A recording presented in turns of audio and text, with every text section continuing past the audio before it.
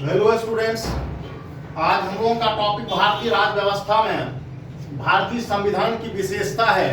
इससे पहले हम लोग भारतीय संविधान के निर्माण की प्रक्रिया को देख चुके हैं, प्रेमबल अर्थात उद्देशिका को, और इसी क्रम में हम लोग आज भारतीय संविधान की विशेषता को लेते हैं और फिर भारत में भारतीय संघ में नए राज्यों के उद्भव की प्रक्रिया, राज्य निर्माण की प्रक्रिया को देखेंगे, फिर नागरिकता संबंधी प्रावधान और फिर उसके बाद मौलिक अधिकार पढ़ाएंगे, राइट। और इससे पीछे के जो भी टॉपिक्स हैं उसके लिए आप चाहे तो पिछले वीडियो को देख सकते हैं, जिसमें कि भारतीय संविधान के निर्माण की प्रक्रिया और प्रेमबल अर्थात उद्देशिका से संबंधित हो जाए। तो शुरू करते हैं हम लोग भारतीय संविधान की विशेषताएं, salient features of Indian constitution. वैसे तो इन विशेषताओं को कई भागों में बांटकर देखा जाता है या पॉइंट्स के रूप में। ये मुख्य परीक्षा और प्रीलिम्स दोनों के लिए समान रूप से महत्वपूर्ण है। प्रीलिम्स में कुछ ऐसी विशेषताओं को दे दिया जाता है और कहता है कि निम्न में से कौन सी विशेषता भारतीय संविधान की है अथवा नहीं है विशेषताएं। ऐसे प्रश्न पूछ लिए जाते हैं, लेकिन जब मुख्य परीक्षा में आते हैं तो उन विशेषताओं को कुछ भाग के अंतर्गत रखकर आपको लिखना होता है। जैसे भारतीय संविधान की विशेषता, largest and written constitution of the world. भारतीय संविधान विश्व की सबसे लंबी और लिखित संविधान है। वैसे विश्व का सबसे पहला लिखित संविधान इसे माना जाता है अमेरिकी संविधान को, अमेरिकन कॉन्स्टिट्यूशन को माना जाता है, जो 1787 में बनकर तैयार हुआ था आफ्टर अमेरिकन रिवॉल्यूशन। तो भारतीय संविधान का कलेवर आकार में भी बड़ा है और ये लिखित संविधान है। विश्व में पहला लिखित संविधान अमेरिकी संविधान। लिखित संविधान से तात्पर्य क्या है कि लिखित संविधान की कुछ विशेषताएं होती है, जिसे हम लोगों ने संविधान के वर्गीकरण के अंतर्गत देखा था। अरे पिछले वीडियो में आप देख सकते हैं classification of constitution as written and unwritten constitution के रूप में।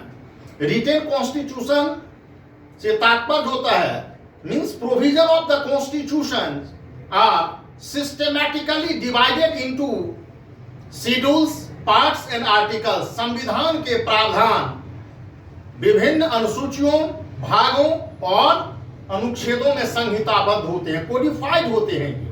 अनरिटेन कॉन्स्टिट्यूशन में क्या होते हैं?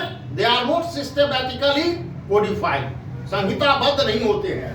रिटेन कॉन्स्टिट्यूशन क्या होते हैं? दे आर एनेक्टेड, प्रलेखित होते हैं। Means formation of constitution bye a special body. Bharat में भी संविधान का निर्माण संविधान सभा के द्वारा किया गया था और उसी के लिए बनी हुई थी, इसलिए ये इनेक्टेड होती है। जबकि अनरिटेन कॉन्स्टिट्यूशन डेवलप होती है in due course of time, वो विकसित होती है। इसलिए इंडियन कॉन्स्टिट्यूशन क्या है? रिटेन है।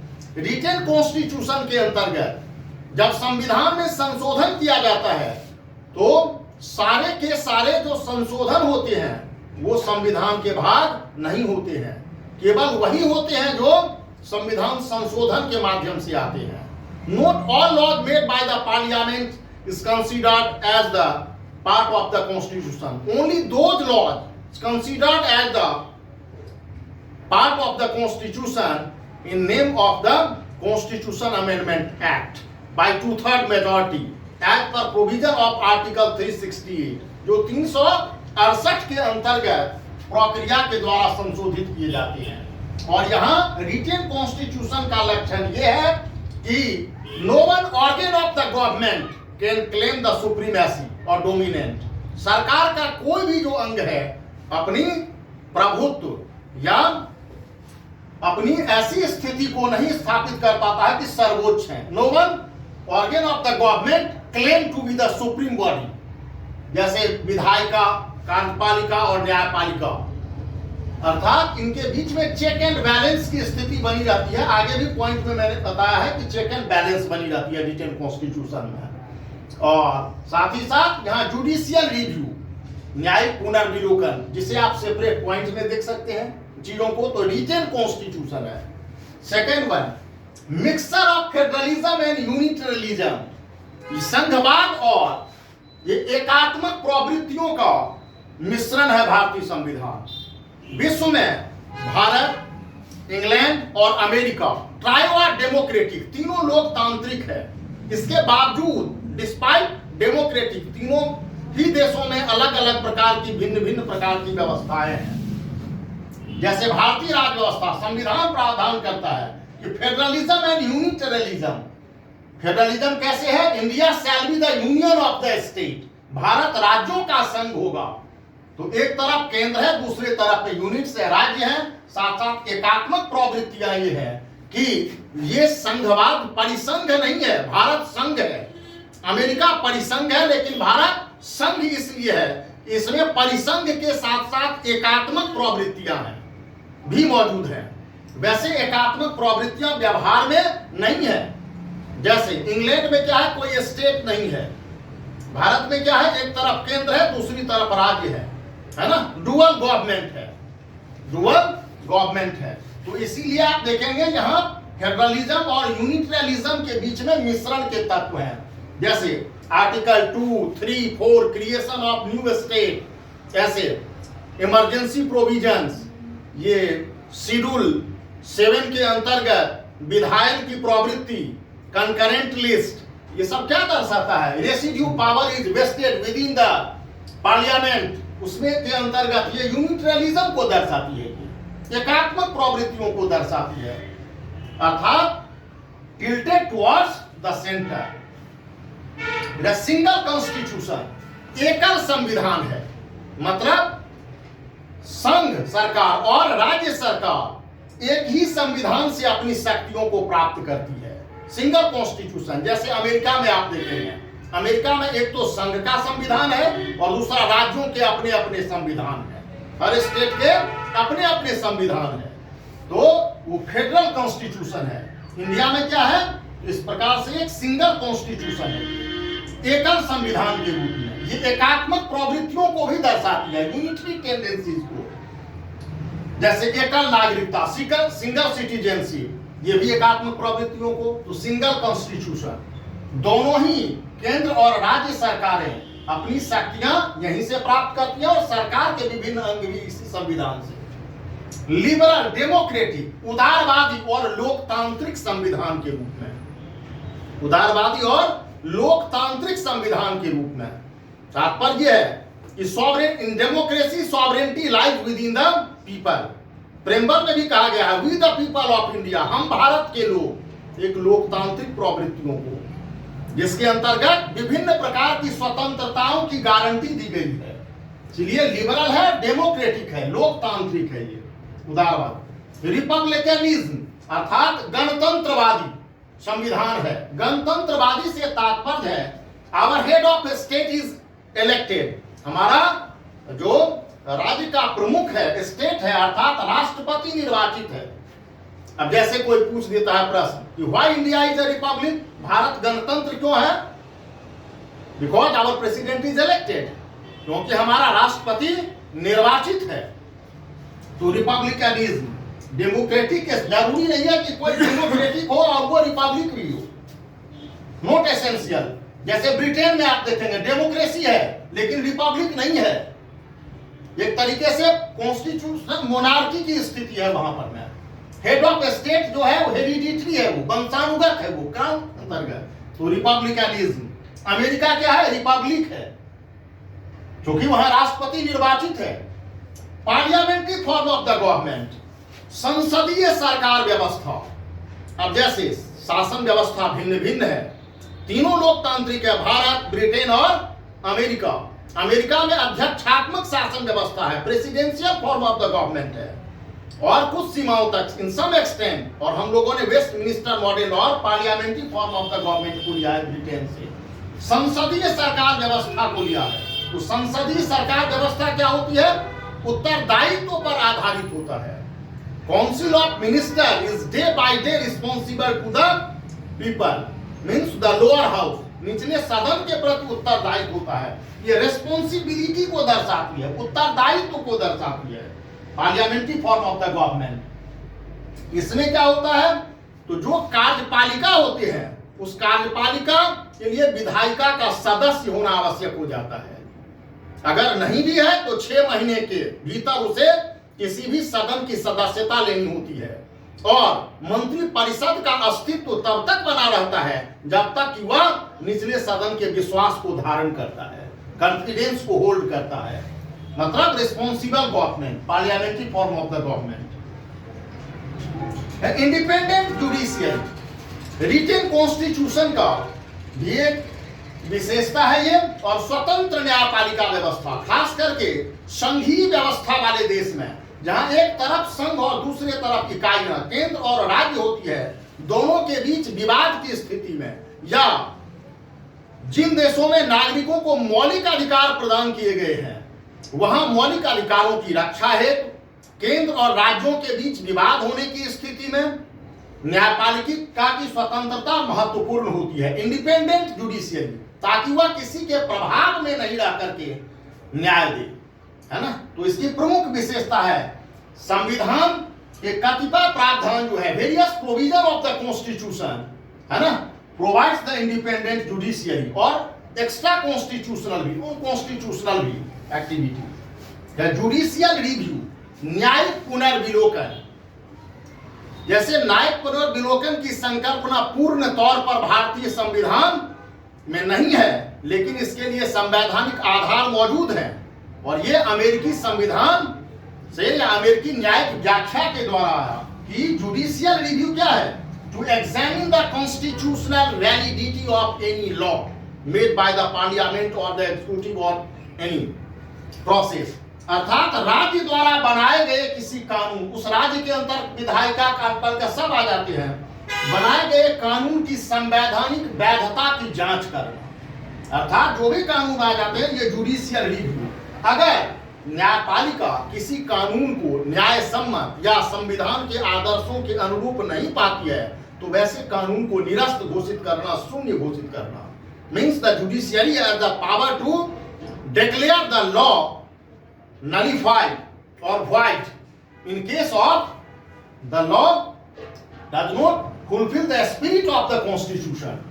Judicial review, judicial activism, न्यायिक सक्रियता हाल के 2-3 दशकों में देखी गई है, ये बाह्य प्रभावों से भी, कि न्यायपालिका ने क्या किया है, तो विधायिका और कार्यपालिका की निरंकुशता की स्थिति में न्यायिक सक्रियता को अपनाया है।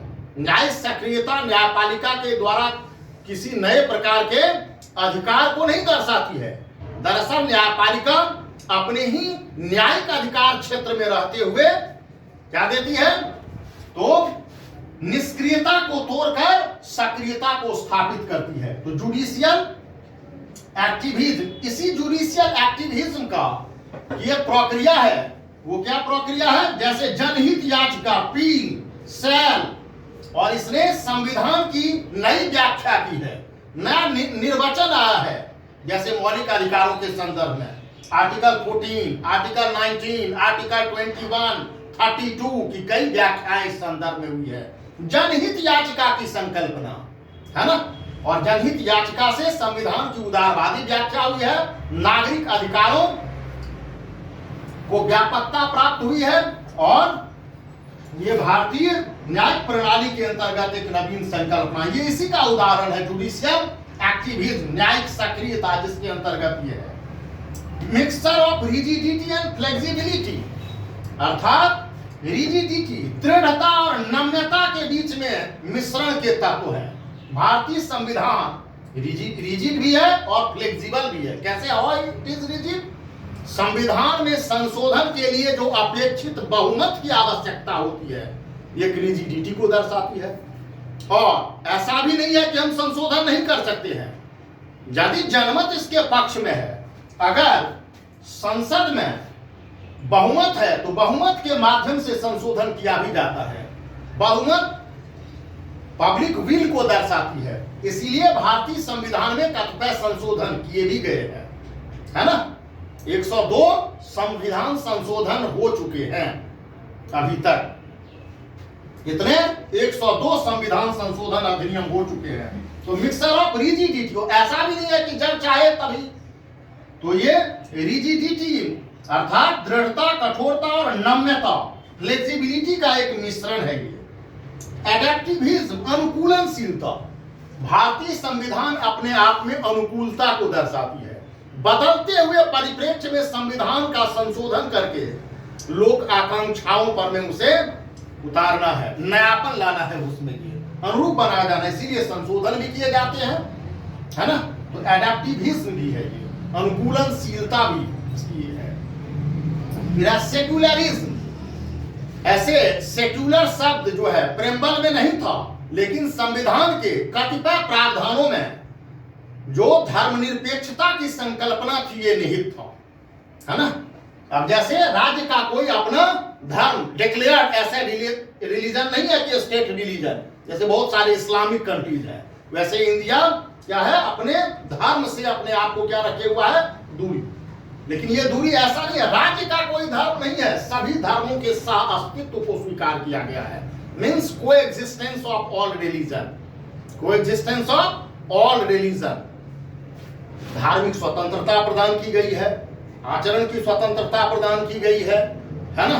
धर्म को मानने की स्वतंत्रता प्रदान की गई है, जैसे अनुच्छेद 25 से लेकर के 28 तक ये प्रावधान, है ना। और कई जगह पर मौलिक अधिकारों में राज्य और व्यक्ति के बीच संबंध का आधार धर्म नहीं है। राज्य और व्यक्ति के बीच संबंध का आधार क्या है, धर्म नहीं है। अब जैसे अनुच्छेद 14 के अंतर्गत विधि के समक्ष समानता के अंतर्गत नहीं, अनुच्छेद 15 के अंतर्गत, है ना, केवल धर्म के आधार पर नहीं विभेद किया जाना।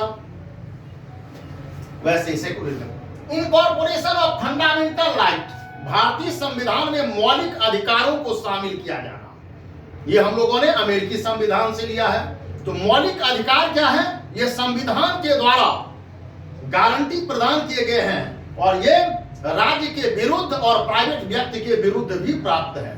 ये अधिकारों की एक न्यूनतम आदि जो कि व्यक्ति के व्यक्तिगत क्या विकास के लिए आवश्यक है। ये तो इनकॉर्पोरेशन ऑफ फंडामेंटल राइट्स, इनका नेचर क्या है, they are available against the state and private person also. ये राज्य और व्यक्ति विशेष के विरुद्ध भी उपलब्ध है। ये कई बार ये नागरिकों और विदेशी दोनों के लिए, कुछ मौलिक अधिकार केवल नागरिकों के लिए उपलब्ध है। ये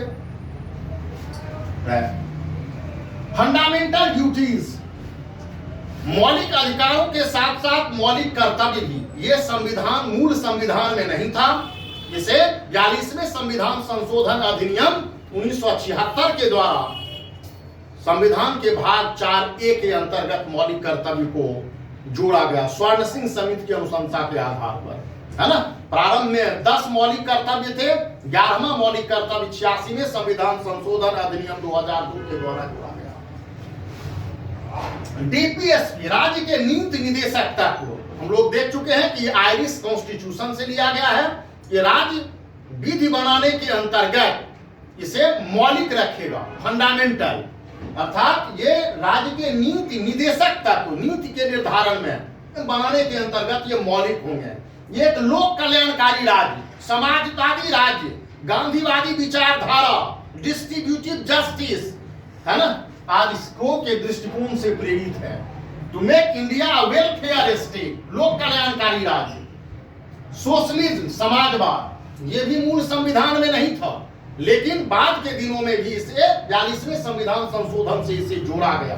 समाजवाद क्या दर्शाता है, समानता की संकल्पना, और भारत में ये फेबियन एक तरीके से लोकतांत्रिक समाजवाद को, ये भी 42वें संविधान संशोधन से। बाइकैमरल लेजिस्लेटिव, द्विसदनीय विधायिका, भारत में द्विसदनीय विधायिका स्वतंत्रता के पूर्व ही आ चुका था। केंद्र में द्विसदनीय विधायिका 1919 के अधिनियम से आया था, गवर्नमेंट ऑफ इंडिया 1919 से, और प्रांतों में द्विसदनीय विधायिका गवर्नमेंट ऑफ इंडिया 1935 से आया था, और इसको भी स्वतंत्रता के पश्चात संविधान में कंटिन्यू रखा गया है। तो विधायिका क्या है, द्विसदनीय है, चेक एंड बैलेंस, अर्थात नियंत्रण एवं संतुलन के तत्व है।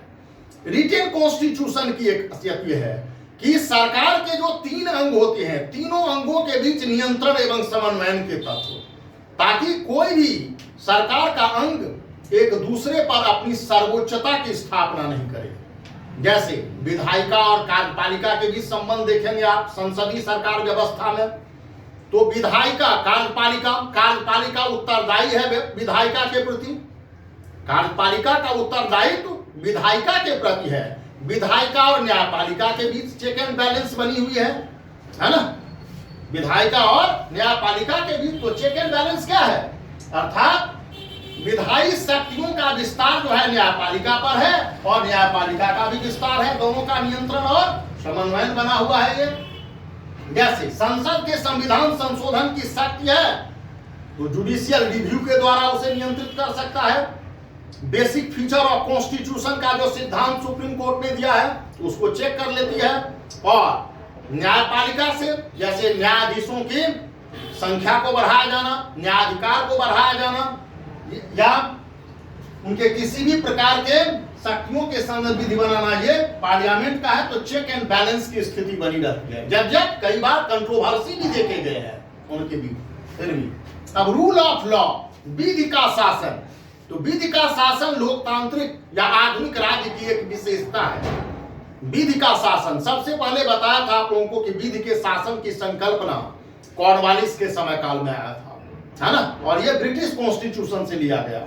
विधि का शासन, विधि के आधार पर, विधि की सर्वोच्चता, विधि all are administered by the law, all are under the judicial court के अंतर्गत सभी है। तो विधि का शासन, विधि में नैसर्गिक न्याय के सिद्धांत का निहित होना, विधि का निष्पक्ष, न्याय संगत और युक्ति युक्त होना, ये विधि के शासन की संकल्पना को दर्शाती है। इसके लिए कई सारे कॉन्स्टिट्यूशनल प्रोविजंस भी है विधि के शासन की, ये अपने आप में एक टॉपिक है। Special provision for some special classes, कुछ विशेष वर्गों के लिए कुछ विशेष प्रावधान, जैसे भारत में अनुसूचित जातियों, जनजातियों, पिछड़े वर्गों के लिए विशेष प्रावधान किए गए हैं। इनके लिए विधायिका में सीटों का आरक्षण किया जाना, अनुसूचित जातियों, जनजातियों के लिए, एंग्लो इंडियंस के लिए, यद्यप अभी जो संशोधन किया गया उसमें एंग्लो इंडियन के लिए नहीं, अनुसूचित जातियों और जनजातियों के लिए जो लोकसभा और विधानसभाओं में उनके लिए स्थान आरक्षित किए गए हैं। फिर सरकारी सेवाओं में उनके लिए आरक्षण किया जाना। तो ये संविधान के भाग 16 में निश्चयात्मक समादेश का जो सिद्धांत है, जिसके अंतर्गत अनुच्छेद 330 से लेकर के 343 तक इमरजेंसी प्रोविजन अर्थात आपातकालीन जो प्रावधान है, 3 आपातकाल, जैसे राष्ट्रीय आपात, संवैधानिक आपात या वित्तीय आपात, 352 से लेकर 360 तक, ये इमरजेंसी प्रोविजन जो जर्मन वीमर कॉन्स्टिट्यूशन से ये भी लिए गए हैं। उस समय काल में हमारे यहाँ एकात्मक हो जाती है शासन प्रणाली, emergency provision. Welfare of state, लोक कल्याणकारी राज्य, इसकी विवेचना प्रेम्बल से, फंडामेंटल राइट से, डीपीएसपी से होती है। किस राज्य को लोक कल्याणकारी राज्य कहते हैं? ऐसे राज्य को लोक कल्याणकारी राज्य कहा जाता है जो नागरिकों को स्वतंत्रता की और फंडामेंटल राइट की गारंटी देता हो, स्वतंत्रता और अधिकारों की गारंटी, और साथ ही साथ उस राज्य में विकास की स्थिति हो। और विकास क्या हो? अनइवन नहीं हो, डेवलपमेंट, अर्थात समाजवादी संकल्पना के आधार पर विकास हो। तो वेलफेयर स्टेट, समता के साथ विकास, development with equity, progressive in nature. भारतीय संविधान क्या है? प्रकृति में प्रगतिशील है। क्या प्रकृति में प्रगतिशील है? न्यायिक निर्वचन के द्वारा या फिर संविधान संशोधन के द्वारा प्रगतिशीलता के सिद्धांत को अपनाया गया है। संविधान की व्याख्या करते हुए सर्वोच्च न्यायालय ने डॉक्ट्रिन ऑफ प्रोग्रेसिव इंटरप्रिटेशन की संकल्पना, प्रगतिशील निर्वचन की संकल्पना के आधार पर की व्याख्या दी है। इंटेग्रिटी एंड यूनिटी, अब अखंडता और एकता, इसको भी 42वें संविधान संशोधन से जोड़ा गया है। कोई भी क्षेत्र अलग नहीं हो सकता है, जैसे कोई भी प्रांत अलग नहीं हो सकता है। अखंड भारत की संकल्पना है ये। जैसे अमेरिका क्या है? अमेरिका अविनाशी राज्यों का अविनाशी संघ है, लेकिन भारत विनाशी राज्यों का अविनाशी संघ है। तो राज्य विनाशी है लेकिन संपूर्ण भारत अखंड भारत है। हो सकता है नए राज्य बने गिरे, तो इंटेग्रिटी एंड यूनिटी और उनके बीच एकीकरण, ये राष्ट्र निर्माण की प्रक्रिया के लिए आवश्यक है। हम लोग अभी राष्ट्र निर्माण के क्रम में हैं। We are in the process to formation of nation making, sovereignty of people, we the people of India, हम भारत के लोग। In democracy sovereignty lies within the people, लोकतंत्र में संप्रभुता लोगों में होती है। इस सॉवरेनिटी को हम लोग क्या देखते हैं? डेमोक्रेसी में, चुनाव में, इलेक्शन में किसको सत्ता पर बिठाना है, कब किसको आना है, ये सब सॉवरेनिटी ऑफ पीपल में दिखाई देता है। We the people. संविधान निर्माण, संविधान को अपनाने के अंतर्गत निर्वाचन के सिद्धांत लोगों की भूमिका है। Inspired by various progressive constitution of the world, विश्व के विभिन्न प्रगतिशील संविधानों के द्वारा प्रेरित है। हम लोगों ने देखा था कि भारतीय संविधान के जो विभिन्न प्रावधान हैं, उन विभिन्न प्रावधानों को अलग अलग विश्व के प्रगतिशील संविधानों से लिया गया है।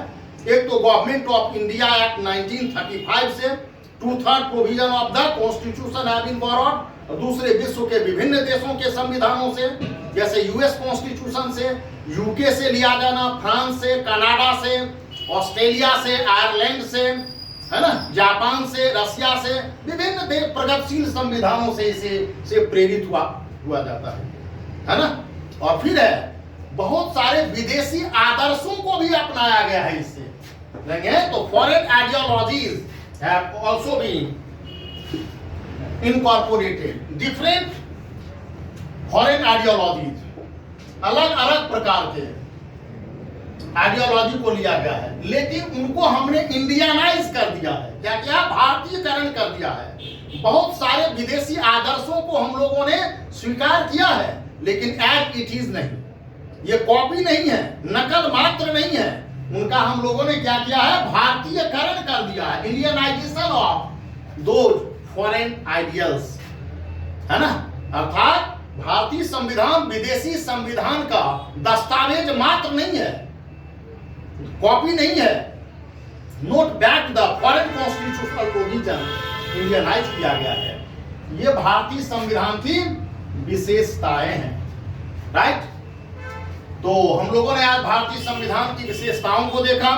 अब अगले क्लास में हम लोग देखेंगे संभवतः अगर राज्य के उद्भव या संघ वाले क्षेत्र को अगर होगा तो हम लोग देख सकते हैं, है ना, या फिर नागरिकता संबंधी प्रावधान को।